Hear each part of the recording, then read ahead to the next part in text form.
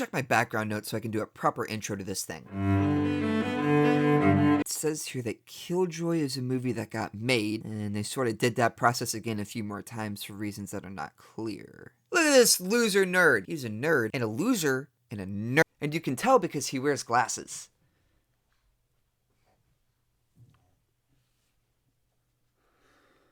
Oh no! His name is Michael, but I call him Clarence in my notes because he is so uncool. He's eyeing Jada as she has a not Bechdel-approved conversation with the other main character, Monique. The issue for Michael is that Jada is dating the toughest lawbreaker this side of the whatever. When he shows up and sees that Michael is talking to Jada, he sticks his confidant on him. Look, as someone who's very familiar with POVs, this is not a good one. So Michael does what any of us would do and uses black magic and a doll to summon a demon to kill the gang guys so that he can date Jada. The psychological layers in that are a bit beyond my pay grade. Yikes. Look, at this point, I was hopeful. After all, we're 6 minutes in, and the demon is already being summoned. Normally, horror movies will have the first 45 minutes be mind-numbing schlock, as if I'm actually going to care about the characters in Mutant Carpet 3. Munch time is over. Then the last 45 minutes are dubbed the good part, and that just means that those 45 minutes contain the 10 minutes worth of kills that make the movie a cult classic. Alas, however, well, no spoilers, but this is what I rated it on IMDb, and this is the amount of times I said the F word in my notes. It was twice. Twice doesn't seem like a lot. No, but it seems like enough that America will never forget. Michael is very clearly about to get jumped, so of course he goes outside unarmed and with no backup, and you'll never believe it.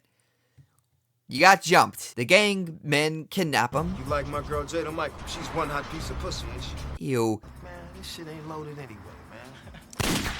I guess these violent gang members don't know how to use guns? No! Do you know how hard it is to get ketchup off of a white shirt? Then we cut to 1 year later. I guess summoning a demon with black magic is not very efficient. Wonder if white magic would have been quicker. Jada is dating a new guy named Jamal. You are so beautiful. Your eyes. Lame ass. Why is it showing a flashback? We are 16 minutes into the movie. And why is her bra on? Look, there's not a single girl on the planet that likes wearing those things. They're so uncomfortable. You know, allegedly. That sex scene is interspersed with Lorenzo gang doing some, I can't think of a funny name for weed. Let me consult the official DEA slang PDF. Chernobyl.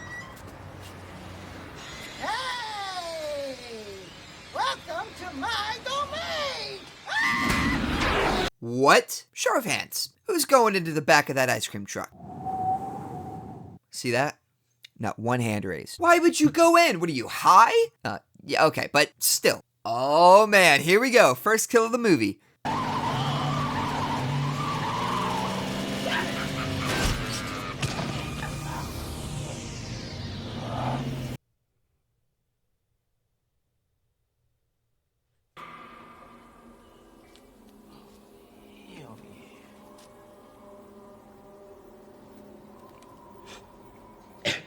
So, I don't ingest Indian boy, but I turned to a friend who does, and here's what he had to say. If you had crawled through the back of an ice cream truck and ended up in some kind of pocket dimension that looks like a normal warehouse, minimal set design, and you began walking around and found a blunt in a chain link fence, the blunt is conveniently eye level, would you pick it up and smoke it? Nope. Nope, that's laced. There you have it, folks. Drug addict approved. It will never not be funny to me to call you a drug addict. And he was right. It was laced. Don't do drugs, kids. You might be vaporized. Lorenzo wasn't with him when that happened, so we cut to him having sex. Boy, there's more boob here than a Drake and Josh episode. You know, on the bright side, there's a lot less child endangerment. Lorenzo starts to talk about how he lives life, but I don't care, and I'm not putting that in here because the important part is how many people are gonna open the trunk of this stupid ice cream truck. Ice cream trucks, specifically, would be left alone by everyone. Lorenzo gets shot to death, so Monique calls Jada to let her know, and we get this exchange. I'm coming with you. No, Jamal, stay here. No, I'm coming with you.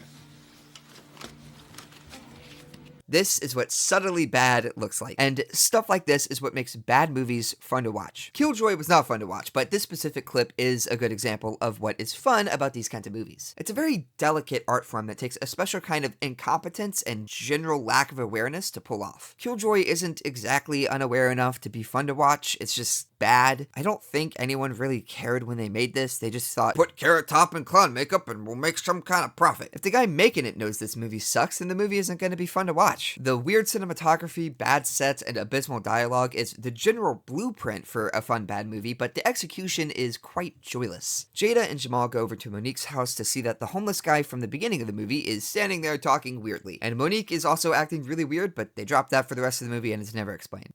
Oh, he's coming. He shows them visions of Michael's story and explains that in order to stop Killjoy, they have to destroy the doll that was used to summon him.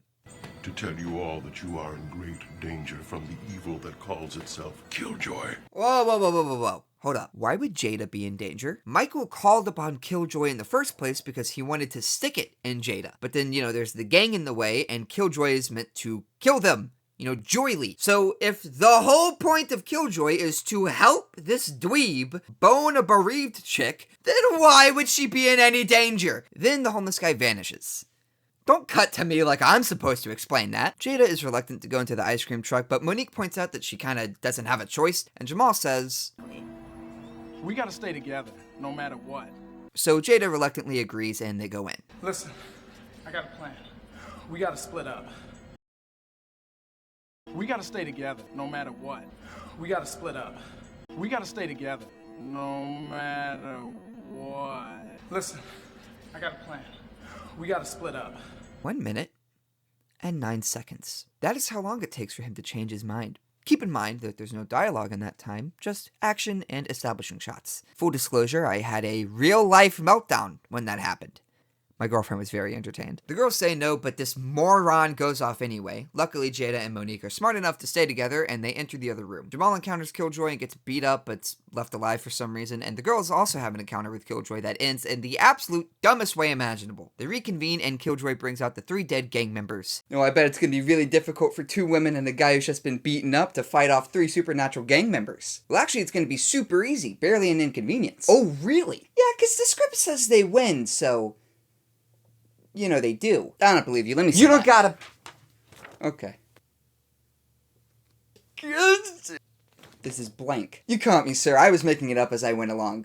You caught me, sir. I was making it up as I went along. You already said that. Sorry, I have a very bad short-term memory. Whoops. Whoopsie. Okay, so I'm not actually sure what happens next because this is what my notes say. Don't watch minutes 51 through 53.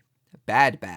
I want to bang my head against a metal pipe until I black out and wake up 20 years from now to find out Juba has left me for another lover. Yeah, I'm not going to relive whatever made me write that. Sorry. You're fine as hell. Come on over here and give Killjoy a kiss. Okay. Oh, dude. Gross. Black it out. Don't show that. Hey, no. Get closer. Why? Why'd you put that in the movie? I'm tearing up right now. Why did you put that in the movie? Michael shows up, I guess. I thought at first that it was Killjoy and Michael's skin or something, but I'm pretty sure it's actually just Michael. You don't know how much I've been through in my life, Jake. From the time I've been kicked on, pushed on, spit on, bullied. It's because you wear glasses, and that means you don't deserve human rights. That's twice in the same video I've done this bit. Jada stabs Michael and they... Wait a second. They just walk out? That was an option this entire time? Are you But Killjoy runs after them, which is an unnecessary detail because nothing comes of it. It's not even really a chase. He's just kind of banging outside the doors. Jada stabs Michael again, the poor guy, and the pocket dimension starts to collapse. We have to form an inner circle. You can't form a circle with 3 people. That is a triangle. I'm hungry. What do you say we go eat? Okay. Guys, people are dead. Then we get the last line, and it's... Well, I don't curse, so I'll just play it for you. Slight sexual content warning.